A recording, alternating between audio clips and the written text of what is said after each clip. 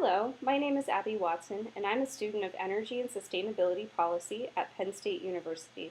I'm also a wind energy professional, and I have almost 10 years of experience in the renewable energy industry. Today I am presenting my capstone presentation on the Wind Energy Production Tax Credit. I have a PowerPoint that I'd like to walk through with you that will go over the history of the Wind Energy Production Tax Credit, its current status, the future of the policy, and my recommendations for how the industry should move forward.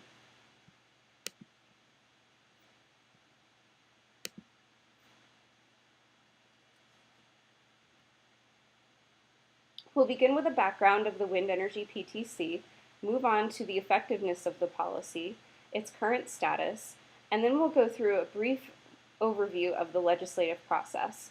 Then we'll move on to an analysis of the stakeholders, both for and against the PTC, as well as policy alternatives that are available to the wind energy industry. Finally, we'll wrap things up with an analysis of the political viability of the policy, a conclusion, and my recommendations for how the wind energy industry should move forward. Wind energy currently contributes 65% of all of the non-hydroelectric renewable energy generation in the United States. The Wind Energy Production Tax Credit was first implemented in 1992. Since this implementation, it has gone through a cycle of expiration and renewal. It's actually expired 7 times since the first implementation in 1992. Like any other tax policy, it is administered by the IRS. The most recent value of the PTC was at 2.3 cents per kilowatt hour of wind energy production, and this valuation is offered as a credit on taxable income. That's an important designation that we'll get to later in the presentation. The purpose of the PTC was obviously initially to support a domestic wind energy industry in the United States, but it also contributes to a number of other important goals. It contributes to energy security in the U.S. by providing a clean source of domestic energy, and there are also a number of economic benefits related to the PTC, such as domestic job growth, specifically related to wind energy. These are generally very high-quality, well-paying jobs. Here's a nice set of graphics that shows the effectiveness of the PTC. The graph on the top shows the number of new megawatts installed in the United States every year, and it clearly indicates the significant drop in new installation in years where the wind energy PTC has expired. The graph on the bottom shows the total amount of wind energy capacity installed in the U.S. And I'd like to point out an important characteristic between these two graphs. As you'll see, between 2005 and 2012, the PTC enjoyed a nice long period where it didn't expire. If you compare that length of time to the graph on the bottom between 2005 and 2012, you see a significant increase in the total number of megawatts installed. This is not a coincidence. Longevity and predictability with the PTC is critical to wind energy developers in planning their operations and installing new megawatts. Furthermore, the cost of wind energy actually decreased by 43% between 2008 and 2012. That was during that nice long period of policy certainty that I mentioned before. This allows wind energy developers and manufacturers to bring their supply chains and manufacturing facilities away from overseas and source them domestically. This significantly contributes to a reduction in the cost of wind energy that these facilities produced. Furthermore, this policy produced $15 billion in private investment every year between 2008 and 2013. That's really important to note because the wind energy PTC is a tax credit. However, this $15 billion in private investment also generated income that is taxable. So it's important to consider this investment stimulus when you're considering the actual cost of the PTC. 42% of all of the new energy production brought online in 2012 was from wind energy, which is truly incredible and speaks to this reduction in the cost of wind energy that we mentioned before. In fact, a GE report issued in 2008 calculated the tax revenues associated with the PTC activity, and they estimated that for the installations that came online in 2007 alone, $250 million worth of tax revenues were generated to help offset the cost of the PTC. However, a challenge of the PTC is that the costs are variable and very difficult to predict. Because this is a policy that's paid out based on actual wind energy production, it can be very hard to estimate exactly how much the U.S. government will eventually spend in this tax credit. When a facility qualifies for the PTC, they actually receive this benefit for the first 10 years of production of the facility. So it's very hard to estimate exactly how much wind energy each facility will produce. For example, a one-year extension in 2013 was estimated by the Congressional Budget Office to cost $6.1 billion over the 10 years that those facilities would qualify for the benefit. And you can compare this to a total cost incurred in 2010 of the entire policy up to that date was only $1.5 billion. So the significant increase in new installations that we saw in the previous graphs really contributes to the difficulty in estimating exactly how much this policy will ultimately cost the U.S. government. Now we have a nice set of images that point out some of the other benefits of the wind energy PTC. The map at the top shows a couple of different things. The red dots are indicative of production facilities and manufacturing facilities that support wind energy development. The shading of each state on the map indicates the number of installed wind energy megawatts that those facilities are supporting. So you can see that there's obviously a significant amount of manufacturing capacity dedicated to this activity in the U.S. The pie chart on the lower left shows the total amount of new energy installations that were brought online in 2012. And you can see wind energy contributed 31% of those new installations, second only to natural gas. So obviously wind is a very significant contributor to new electricity production in the United States. And then we have a nice infographic from AWEA that indicates that the current amount of wind energy installed in the U.S. is enough to power the equivalent of 18 million average American homes. Here we have another nice infographic from AWEA. There's a lot going on in this infographic, but there are a few really important things that I wanted to point out. The first one is this one piece that notes that the wind fleet conserved 36.5 billion gallons of water in 2013. A lot of you might be wondering, how is that so? Well, the way that most electricity generation works is they're actually powered by a steam turbine. So the way that it works is a fuel such as coal or oil or natural gas will be combusted, and the heat energy released by that combustion will bring a tub of water to a rapid boil, and then it produces steam. This steam then turns a steam turbine, and the rotation of that turbine is what produces the electricity. In contrast, wind energy doesn't require any water to produce its electricity because it's powered by the energy from the wind. So this is really important to note right now when serious drought issues are currently in the headlines in places such as California, and noting that you don't need to use a lot of water, which then gets wasted in the form of steam, which is emitted from these plants when you're utilizing wind energy to produce your electricity. Some other important things to note in this infographic are that wind power has attracted $75 billion in private investment to the economy over the past 5 years. That's really important to note, as I mentioned before, because the wind energy PTC is a tax credit, and this new private investment generates taxable income to offset the cost of the policy. And another really interesting tidbit here is that wind energy development happens in all 50 states, and most importantly, in 71% of U.S. congressional districts.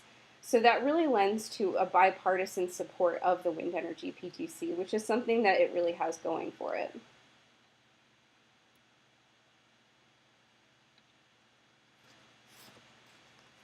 The American Recovery and Reinvestment Act of 2009 preemptively extended this policy until 2012. That's what played into that nice long period of wind energy PTC continuity that we saw in a previous graph. However, at the end of 2012, it was set to expire. In 2012, President Obama extended this policy for an additional year in the American Taxpayer Relief Act. But this extension made a really important change to the policy. Prior to this extension, a wind energy facility had to be brought online during the period of PTC eligibility in order to qualify for the credit. However, a typical wind farm can take at least 5 to 7 years from early development stages until the time it's actually brought online. So the American Taxpayer Relief Act, when it extended the PTC, also changed the eligibility requirements so that this became a commencement date in order to qualify for the PTC, as opposed to a brought online date. So that means that if you had significantly started your wind energy project before the PTC expired, even through such measures as what's known as safe harbor, which is where you purchase some of the wind energy turbines, spend a certain percentage of your project budget during that eligibility period, that would allow you to qualify for the PTC. It was renewed in early 2013, so it had expired at the end of 2012. It was not renewed prior to that expiration. It was renewed very early in 2013 for 1 year, and then expired again at the end of 2013. Then we went through most of 2014 without any PTC eligibility on the books, and at the very end of 2014, it was retroactively renewed so that any facility that commenced during 2014 would qualify for the PTC. This retroactive extension was passed as part of what's known as a tax extenders bill. We're going to discuss this tax extenders bill in more detail later in the presentation, but essentially the tax extenders bill encompasses a number of different tax credits, both for corporations as well as social programs, and these are typically bundled together and passed by Congress all at once. President Obama did submit in his fiscal year 2016 budget a request for a permanent extension of the wind energy PTC. It remains to be seen how many provisions from that fiscal year 2016 budget will be made into law. Now I'd like to go through a brief overview of the legislative process because this is very important to understanding the current status of the PTC as well as its future prospects. A lot of people have asked me in the past, if the PTC has so much bipartisan support, why don't we just submit it as a standalone bill to Congress and have them pass the bill? Well, having a policy like this submitted to the agenda as a standalone bill is very difficult. Generally, the way these things work is the legislative agenda every year only has so much time and space for the debating of different issues. So a bill has to be very important in order to make it to that agenda. The agenda is also controlled by the Speaker of the House in the House of Representatives or the Senate Majority Leader in the Senate. So this power gives those two individuals a significant amount of influence on setting the agenda for Congress during that session. Because of that, the PTC needs to be included in what's known as a legislative vehicle. So it's very unlikely that anyone controlling the agenda would be interested in submitting the PTC just as a standalone policy. So it needs to be included in a bill that will make it to the agenda. And that's where the legislative vehicle comes in. So currently, it's been wrapped up into what's known as the tax extender vehicle, which has some advantages and disadvantages for the PTC. That tax extender bundle includes a lot of policies that benefit very powerful corporations.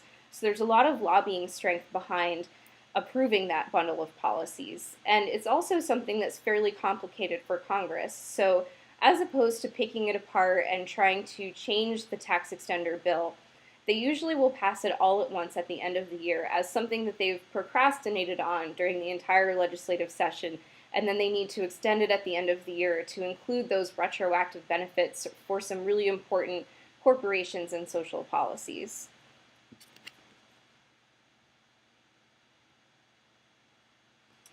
Now we'll go through some of the stakeholders that support the PTC. The first and most obvious stakeholder is the American Wind Energy Association. This is the official trade organization of the wind industry in the United States. They were established in 1974 and consist of 1,200 member organizations. AWEA was instrumental in establishing the first PTC policy in 1992. In addition to AWEA, there's also a group known as the American Council on Renewable Energy, or ACOR, that's been a strong advocate for the wind energy PTC. ACOR is a 501c3 educational nonprofit organization. They do not participate in direct lobbying activities, but rather they provide research and analysis to industry associations and as well as legislative members, but they don't engage in actual lobbying activities. Another supporter of the PTC is the Sierra Club, which is one of the nation's oldest environmental groups, established in 1892. They boast 2.4 million members, and the Sierra Club actually built a coalition with 17 other environmental groups to support the PTC and ITC and lobby Senate in their favor. Another important stakeholder are wind energy manufacturers such as Gamesa Wind. Gamesa Wind is one of the largest wind energy turbine manufacturers in the world, and they, as well as other manufacturers and service providers, are strong advocates for renewing the wind energy PTC. Some of the opponents of the wind energy PTC are for the most part directly related to the fossil fuel industry. One of these opponents is the American Energy Alliance. They have been very active in lobbying Congress against the PTC. They are a 501c4 lobbyist organization, so they are not considered a nonprofit for tax-free contributions. They are also the advocacy arm for the Institute for Energy Research, which is a fossil fuel think tank. Another opponent to the PTC is the Americans for Prosperity, as well as the Americans for Tax Reform. These three groups build large coalitions with other think tank organizations to lobby Congress against the wind energy PTC. But the reason why I've grouped all of these organizations together is due to the fourth stakeholder that I have listed on this slide. Koch Industries directly supports or funds all of the previously mentioned groups. This is a petroleum refining conglomerate that possesses many other organizations and manufacturing entities. It is owned by the Koch brothers, and they earn $115 billion in annual revenue. Koch Industries and the Koch brothers have been extremely active in lobbying Congress against any carbon legislation, wind energy production tax credits, or any other policy that could be detrimental to the fossil fuel industry. And they are actually the direct supporters and funders for the previously mentioned groups. Now, this is important to note because these large coalitions that groups like this will establish to submit letters to Congress seem to present a voice of many when in reality they're the voice of one, and that one that they're the voice of is Koch Industries. And here's a nice infographic that illustrates the influence that the fossil fuel lobby has on Congress. This is related to an energy bill that was proposed in 2010 to support energy security domestically. This bill was shot down in Congress, and the fossil fuel industry actually spent $871 million lobbying against this and other policies in 2009 and 2010. The loss of this policy was estimated to cost each American about $1,000 per year in the lack of reliable energy.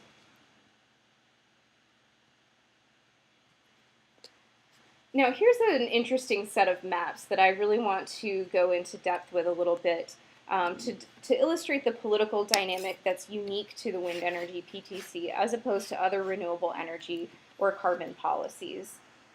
The map that you see on the left shows the wind energy resource available in the United States, and the purples, blues, and whites represent areas with very high wind energy potential. So as you'll see in that middle corridor of the United States through those plain areas and up to northern Texas, this area has a significant amount of wind energy potential.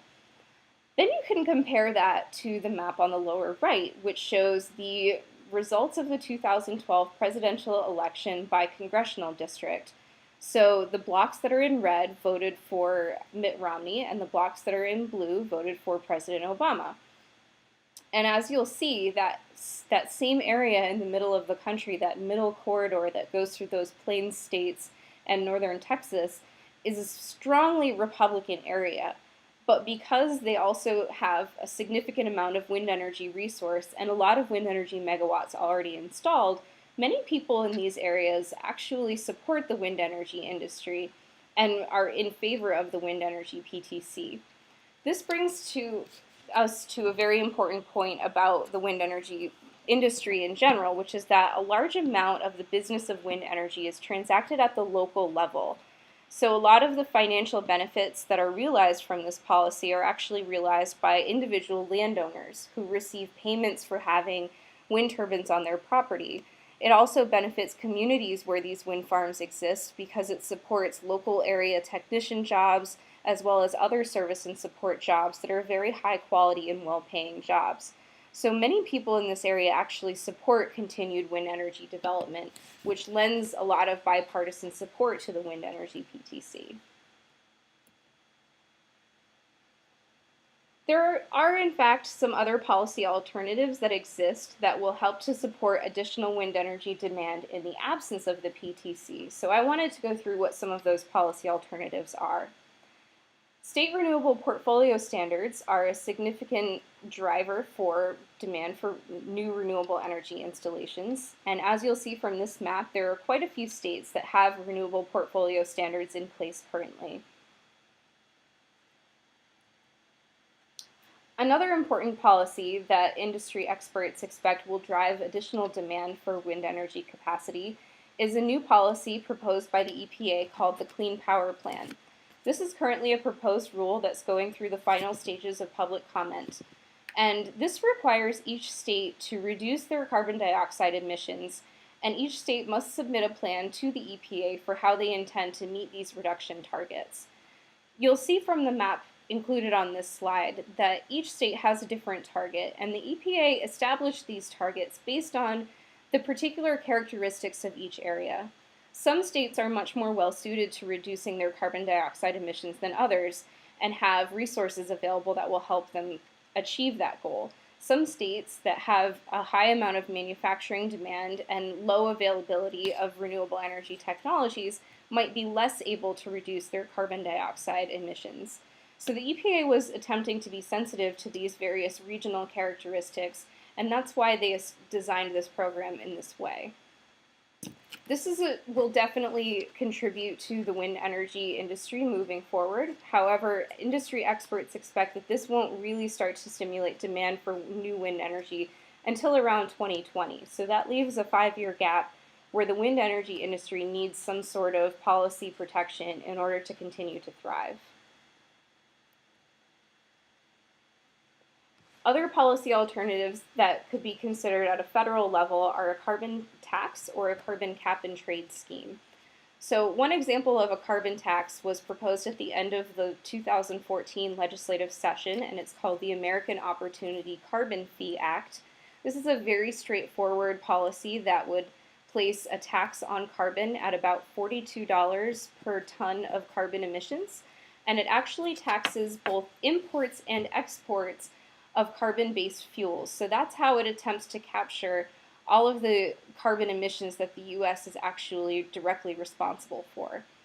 And the graph that I included here I found to be very interesting, and this shows the attitudes of Democrats and Republicans to any kind of carbon legislation in the presence or absence of a free market friendly solution. So generally a carbon tax is considered to be a free market friendly solution because it places a price on carbon and then it allows the market to decide the most efficient way for that expenditure to be reduced. So each industry can find the best way for them to reduce their emissions and then reduce the amount of tax that they're incurring. A government regulation solution is something more of like a cap and trade or individual caps on each industry where the government dictates this is how much carbon will be emitted and this is the penalty for exceeding those emissions. So free market solutions like the American Opportunity Carbon Fee Act usually don't put a set date on when certain emissions targets must be met, and it allows the market to determine the pace of adaptation. So as you can see from the graph, Republicans are significantly more likely to concede that humans might be causing climate change in the presence of a free market solution as opposed to if there is a government regulation solution only. That's very important because generally speaking, one of the largest sources of opposition within the Republican Party is a belief or an assertion that humans are not causing climate change and that this is not a policy that the government needs to be considering. On the bottom half of the slide, you'll see a nice little infographic that illustrates the basics of how a cap-and-trade scheme generally works. So in a cap-and-trade system, the government will establish a cap for how many emissions are permissible, and then generally there will be an auction held that will auction permits to each industry or company that emits carbon. So some companies may be more well-suited to reducing these carbon emissions than others, and they might have excess permits that they don't need. They can then trade those permits to other companies or other industries that are less able to reduce their emissions, and that allows the entire country to remain within the cap that was established by the government.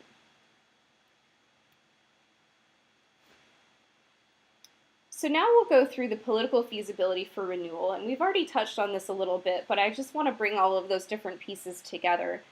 Some of the partisan issues that are affecting the feasibility for PTC renewal is the Republican majority that currently exists in both the House and the Senate. So as of 2015, President Obama is still the president of the US. He is a Democratic president, and he now has a Republican majority in both the House and the Senate. This creates a lot of tension within our legislative process and makes it very likely that fewer bills will be placed on President Obama's desk that he will be willing to sign. However, we're also coming up to the 2016 presidential elections, and the Republican Party is very hopeful that they will regain the White House in 2016. In order to do that, they will need to demonstrate leadership while they have a majority in both the House and the Senate. So it would be not in their best interests to fail to send any bills to President Obama's desk, and a lot of people are hoping that they will be more willing to reach some kind of bipartisan accord on some of these issues so that they can actually demonstrate their leadership abilities.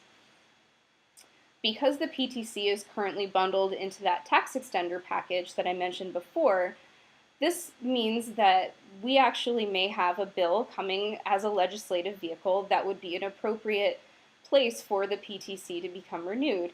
A lot of parties on both sides are calling for tax reform. The last significant time there was tax reform completed in the US was under President Ronald Reagan. So people on both sides of the aisle have been calling for a simplification of the tax code. A tax reform bill could potentially take those tax extenders that we mentioned before and make some of those policies permanent so as to simplify the tax code and reduce the need to continue to debate these tax extender policies every year in Congress. It is possible that the PTC could be implemented into one of these tax reform bills for either a 5-year extension or possibly even a permanent renewal. And as you'll see from the infographic at the bottom, 75% of current installed U.S. wind energy capacity is in congressional districts held by the Republican Party. This obviously works strongly in favor of wind energy, as renewable energies tend to be a policy more well supported by the Democratic Party, and the Republican Party being less in favor of those types of policies. But there's clearly an economic incentive to Republicans from those districts to support this policy. So in conclusion, I'd like to present my analysis and recommendations for the wind energy industry. I believe the wind industry needs to pursue a two-prong approach. The first prong of that approach would be a 5-year extension and a phase-out of the PTC. The reason I believe it's important to request a 5-year extension and phase-out is because this is a very expensive policy, and I think it's important for the wind energy industry to recognize just how valuable this policy is. President Obama's fiscal year 2015 budget called for a 5-year extension without phase-out of the wind energy PTC, and the Congressional Budget Office estimated the value of that policy to be $19.2 billion over the 10 years of the benefit being administered. So that's obviously a lot of money for the wind industry to continue to request from Congress. So that's why I believe we should include the proposal of a phase-out of the PTC in addition to that 5-year extension. So in this policy, you would have a 5-year extension, and every year of those 5 years, the value of the benefit that is being administered would step down incrementally over time. This would demonstrate confidence on the part of the wind energy industry. They are able to survive without the PTC, and I believe that that would be possible if there were a 5-year extension, providing the policy certainty that manufacturers and developers need to ramp up their operations and keep their costs low. However, while this 5-year extension and phase out is taking place, I think that the wind energy industry needs to rally its forces to support a carbon tax policy that would sustain demand after the phase out of the PTC. So this would allow the wind energy industry to build coalitions with other renewable energies as well as environmental groups and combine their forces together. The fossil fuel industry is an incredible force within our political system and has an immense amount of money to spend on lobbying activities. It's very important for the wind energy industry to combine as many forces as possible and build the most powerful coalition that they possibly can to work towards policies that will support their continued demand. This policy would also level the playing field in terms of fossil fuels. Fossil fuels currently receive subsidies of their own, and as such, they're one of the cheapest forms of energy in the US. However, a carbon tax policy would make the cost of those fossil fuels much higher, and it would allow wind energy and other renewable energies to compete on an even playing field without additional subsidies. So to summarize, my recommendations to the wind energy industry are to execute a legislative educational strategy that would support the PTC renewal. They need to point out all of those issues that I mentioned before with the geographic benefits of wind energy as it relates to the Republican Party, and also to quantify the budgetary gains from taxes on private investment and growth that's stimulated by the PTC. This is very important in justifying why the budgeted expenses for the PTC do not tell the entire story when you aren't properly offsetting them with the gains in taxable income generated by this investment stimulus. We also need to support why the industry can survive without the PTC, contrary to prior evidence. As you saw in one of the first graphs that I showed you, new wind energy installations dropped significantly every time the PTC expired. So the wind energy industry needs to present a strong case for why an additional 5-year extension will provide the stability and certainty necessary to support a long-lasting and mature industry without the PTC. Finally, the wind energy industry needs to build a coalition with other renewable energies and environmental groups to pursue a carbon tax policy that will provide a long-term solution and eliminate the need for individual technology subsidies. Thank you very much for joining me for my presentation. I hope that it has been informative, and I appreciate your time and attention. Thank you.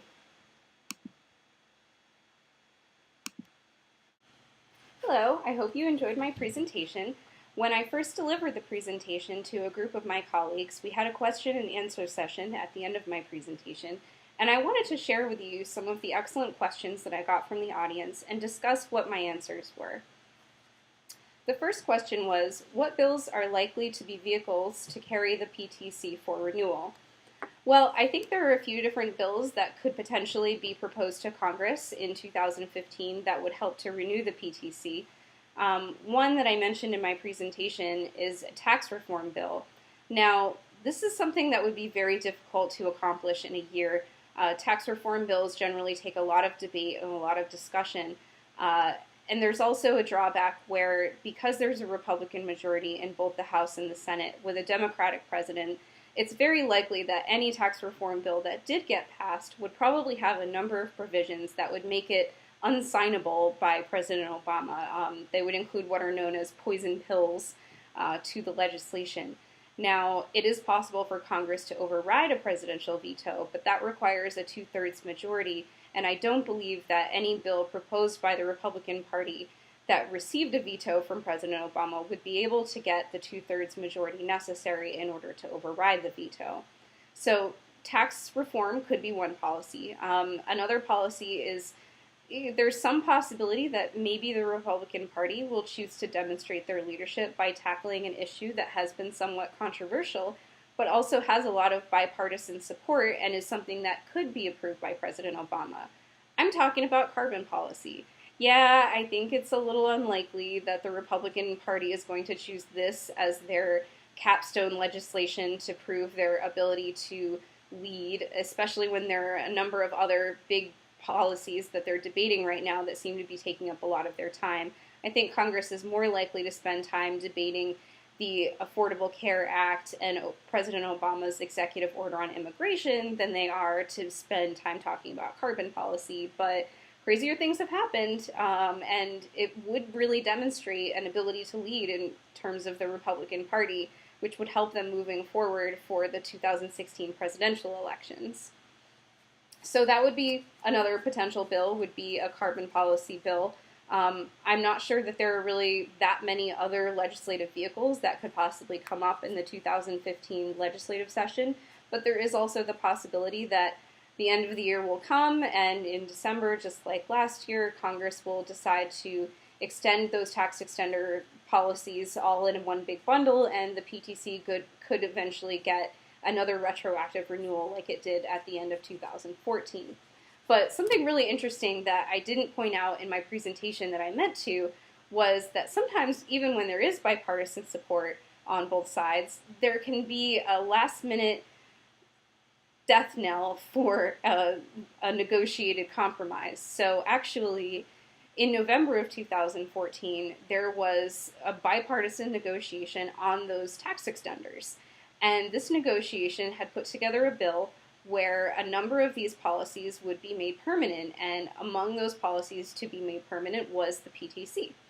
However, before the bill could ever even be introduced into Congress, President Obama caught wind of what was going to be included in the bill, and he told them in no uncertain terms that such a bill would be vetoed if it ever made it to his desk, because these legislators included a lot of the corporate policies and corporate tax credits in their permanent extensions, but they neglected to include a lot of the social programs that are also supported by the tax extender bill. So President Obama said, no way, you left out all of these important social programs, and so I am not going to sign this bill, even though it did include a permanent extension of the PTC. So sometimes, even when, best laid plans are set out, there can be a final issue at the end that will shoot down a policy. Another great question that I got was, how do you believe the industry will fare post-PTC? I do believe that the rate of new wind energy installations without the PTC will definitely not be as robust as we saw in that period from around 2008 to 2012, where installations were really ramping up and people were installing new wind like gangbusters. But I don't think that the wind industry will completely collapse without the PTC. I think a lot of companies within the industry have been anticipating the loss of this policy and have been structuring their operations accordingly. So now they're operating a lot more lean, and they're looking at opportunities in a different way and looking to maximize their investment dollars. So I do think that the industry will continue to thrive, but I think that we'll also see a significant reduction in new installed capacity in the U.S. Another question was, what are the impacts to the consumer as a result of your recommendation? Now, I believe the question was in relation to my recommendation to extend and phase out the wind energy PTC, as well as support a carbon tax policy. Now, I don't think that there would really be much impact to the end consumer in terms of the PTC extension and phase out. I think that that would have a fairly minimal impact on the actual cost of electricity in the U.S. over those 5 years. However, the carbon tax policy does have the potential to have a significant impact on the price of electricity in the U.S. Now, we also need to consider that the United States pays much lower rates for electricity than most other industrialized countries in the world. We pay several times less than most countries in Europe. However, those countries and those economies still do continue to thrive, and a lot of what that does is it prompts you to become more energy efficient, and the average household in Europe uses about half of the energy that the average household uses in the US. So there are obviously gains that can be made, and they aren't very difficult to do. You just need the incentive to do it, and rising electricity rates would absolutely give you that incentive. So yes, I do think that electricity prices could rise if there were a carbon tax implemented, but I think that the long-term benefits that would help all of these taxpayers and all of the individuals in our country are related to reducing and mitigating climate change, which has a lot of costs that are very difficult to capture and impact everyone in the U.S. What challenges exist outside of policy limiting renewable growth? Well, obviously one of the biggest challenges outside of policy that's limiting renewable energy growth is the strength and funding of the fossil fuel lobbies. So it is very difficult for some of these policies to be passed because of the spending power of the fossil fuel industry. But there are also issues related to the intermittency of renewable energies. So wind energy is only producing electricity when the wind is blowing, and solar energy is only producing electricity when the sun is shining. So that definitely limits the application of these technologies to directly replacing all of the fossil fuel electricity generation that we have in the U.S. We definitely need to dedicate more resources to energy storage capacity so that you can actually have wind energy producing at times when people don't need it and then be storing that energy for times when people do need it. Another big challenge facing renewable energy is that a lot of the areas that have the strongest potential for resource, whether it be wind energy resource or solar resource, are often located a long ways away from the big population centers that are creating demand for electricity. So that means that we have to install a lot of transmission capacity in order to get that wind energy capacity to the areas where people are demanding the electricity. New transmission lines are very expensive, and the transmission network in this country is very old and it's not terribly efficient. So we absolutely need to invest in smart grid technologies and upgrading our transmission grid in the U.S. so that we can adequately capture these renewable technologies and use them efficiently and effectively. Another question that I got was, what is the amount of total taxable income created from private investment that is stimulated by the PTC versus the foregone tax revenue from the incentive? So this is what I was talking about in my presentation before, where the PTC costs money in a sense that the federal government is neglecting to collect 100% of the tax revenues from the income of these companies that are generating the electricity. So in a sense it costs money because we're not collecting all of the taxes that we normally would. However, as I mentioned in my presentation, this type of commercial activity stimulates a lot of private investment and demand for new facilities, job growth, new manufacturing and things like that. And all of these activities generate income outside of the wind energy actual generation dollars. So when you look at that, those activities and that income is all taxable as well. So it's a big challenge that the wind industry really needs to take a close look at to try to quantify exactly how much tax revenue the U.S. government is collecting from that additional investment activity so that they can build the case for why the PTC doesn't cost as much to the federal budget as it appears that it does. And actually, that brings me to a great point that I wanted to mention about one of the flaws of the PTC. As I mentioned, it's administered as a tax credit on taxable income. However, that really restricts the ability of some companies to take advantage of the PTC, because in order to gain the monetary value of the tax credit, you need to have enough taxable income in order to offset it.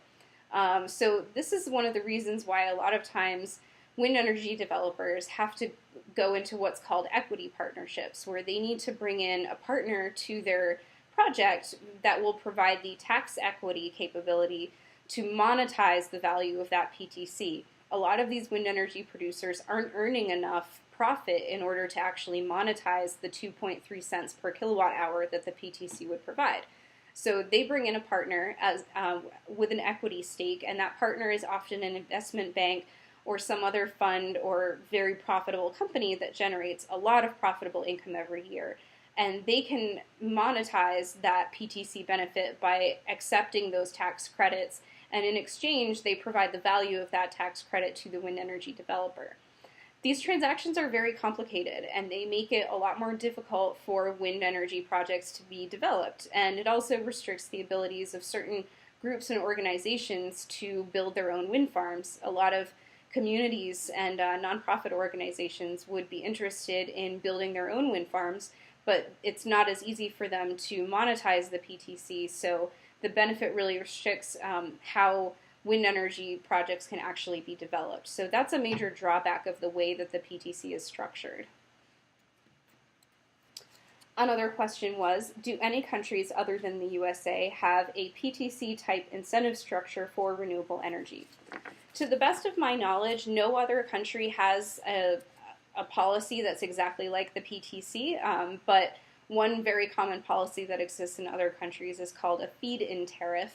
And a feed-in tariff is a policy where the government will establish a set price that a utility company must pay to producers of various types of renewable energy. So they will actually dictate to the utility company that they must accept this renewable energy from producers and that they must pay a specified price for that energy generation.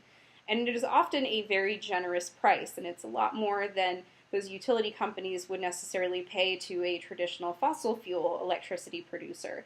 So this is one way that those governments have provided a financial incentive to renewable energy developers to help make their projects more profitable and to give them a more competitive playing field so that they have an off-taker for their energy. So that's the most common policy that exists in most other countries that I would say is similar to the PTC, but to the best of my knowledge, there is no tax credit policy exactly like the PTC in other countries. And that basically summarizes all of the questions that I had recorded from the presentation that I produced to my colleagues. There was a lot of discussion after the fact of the wind energy PTC as it relates to our company and the way that we do our jobs, and it was very effective and very lively conversation.